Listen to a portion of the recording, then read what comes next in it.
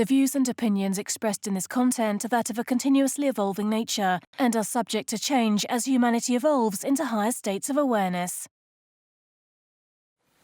Right, I'm drawn to certain subjects. For about 3 months, I'm on one subject, and then I moved to something else. And I was at this particular time, I wanted to know about Lord Sananda, Jesus, of course, and the truth, what really happened when he was here and what have you. So I put it out to my guide, I want to know the truth. And I went to America, and I was in San Francisco, and we travelled down to San Diego. And if ever you do that journey, it's a long journey. And all the way along, it's beaches, and there's bed and breakfast places everywhere. And we got to about 7:30, and we saw a vacancy, so we just pulled into this one. And we said to the man, behind the desk, the first thing that happened was I walked in, and there was a picture of Jesus on a round table with other things. So I picked this picture up and I went to the desk and I said, "Can I buy this?" And he said, "Oh, some religious people have left that. You can have it." And so we asked where the restaurant was, and he says, "Round the corner." And we went round the corner, and there was this bookshop. It was magnificent. There was loads of it. Now, at the time, you couldn't get spiritual books unless you went to Glastonbury. And I wanted so many books, and I thought, well, I'll get them in America. But it was the only bookshop that I saw the whole time I was there. But I only had 20 minutes to find my books because it was closing. And the only person who was in the bookshop was a young man behind the desk, Mike and I, my husband and I. So I said, "Where's the spiritual books?" And he says, "They're over there." So I went over to this part of the shop, and there was all these wonderful books. So I thought, well, I'll start at the bottom and work my way up. So I'm kneeling down, looking at all the books, and all of a sudden I got, it was like somebody was tapping. Every time I looked up, it stopped. And I started to look at the books again, and I got... So, curiosity, I walked along, and with honest truth, this book was dancing. It was going bang, bang, bang, bang, bang. And as I got to it, it fell into my hands, and it said, "Everything you want to know about Jesus." It's amazing. Signs from the universe. So, please, darlings, realise that if you do the work and you do it with love and you do it with sincerity, you will step into that magic, because it really is incredible what's happened to me. Lots and lots of things. But it's also happened to other people. I met a lady called Jo right at the beginning. And it was in a crowded place. And in those days, I'd never cuddled anybody, because it's only the spiritual people that cuddle people. Mm-hmm. And she came up to me, and she didn't know me, and she says, "I want to cuddle you." And I said, "Why?" And she says, I want to cuddle you." And she cuddled me, and then she stepped back and she looked at me and she said, "You don't know who you are, do you?" And I said, "Of course I do, I'm Ann McGill." She says, "No," she said, "who you really are." She says, "And when you find out, it will blow your mind." And that's how we started with, amazement. Anyway, I saw her just a few times, but I took her to my circle. And because she was invited, you were only invited to this closed circle if Spirit said so. And she came to the circle, and it was snowing. I always remember it. And at 10 o'clock, she said, because we usually stayed till 11, she said, "Oh, I've got to go." She said, "I'm getting a message from my guides." I said, "Well, where are you going to go?" She said, "I don't know."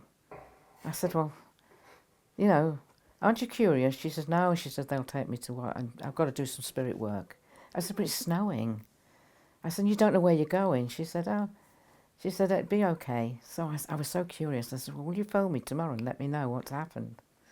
So off she went, and she gave me the ring the next day, and she said, I said, "What happened?" She says, "Well, they told me to go outside, get in the car, turn the car around, turn right, turn left, wherever I needed to turn right, left." She says, and an hour later, she said, I'm in this village. She said, and there's a stone, and it needed activating, this stone. And it had railings round it. She said, there's nobody about. She said, it's snowing, everybody's in bed. Pitch black, she said, apart from the lights from the, the street lights. She said, I activated the stone. She said, I got in my car and it took me home. I said, wow. She said, oh, I do that all the time. She said, it can be a bit of a pain sometimes, she said, because they told me to go to Scotland in a train and they would tell me when to get out. So she said, I had to buy a ticket all the way through Scotland, which is a long way and it's quite expensive. She said, but I'm in this train. You don't get very far into Scotland when they say, get out of the car. But they told us she would give a message to a young boy. And so the train stopped, she said, and the train went, and I'm standing there and I could hear these footsteps, and this young boy came up to me. She said, and I channeled all this stuff to him. He said, oh, thank you very much, I've been waiting for that. He disappeared and I waited for the next train home. Same thing happened to another friend of mine, Judith. She said she was told to go up this hill. And there was a stone circle. Well, she said, we went up this hill all the time, she said, and there was no stone circle there. But she said, okay, we'll go up the hill. And she said, it's crowded with people, it's a sunny afternoon, it's a Sunday, people are having picnics, children running around. And she knows she's going to channel. And she says, I can't channel with all these people, you have to get rid of them. She said, all of a sudden, they all started leaving. She said, not one person was there, 2 o'clock in the afternoon.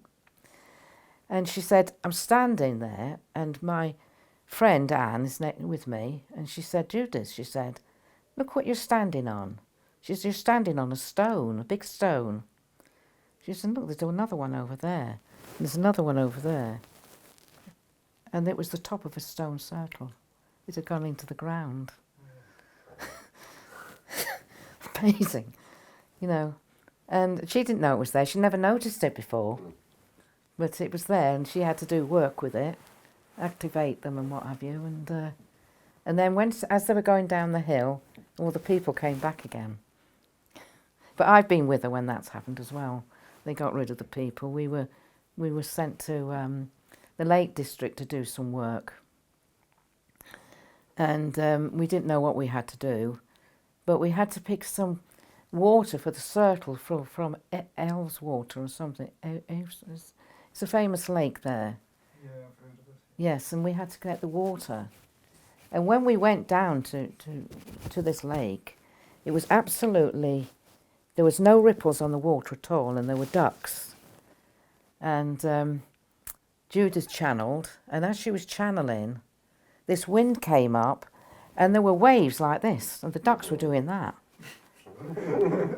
Amazing. And she was, channeling across this lake. And then when she finished, it went absolutely calm. And what she said was, she said, I've released a diva in here, an angel that's been here. And it's got to go on, and I brought a new one in, and it went through her onto the lake. And she said there were angels all around the lake. She could see them. She said, and they were singing, she said, and they were full of joy, but they needed her to bring the new one through, because we're used as channels. So that was quite interesting. But when we finished because we did a lot of things that weekend, but when we finished, she had to go to the car park to get the car, and she could feel she was going to channel, and it was full of people, and they all left while she channeled. Literally, I saw them all leave, and then they all, as soon as she finished, they all came back again. It's amazing.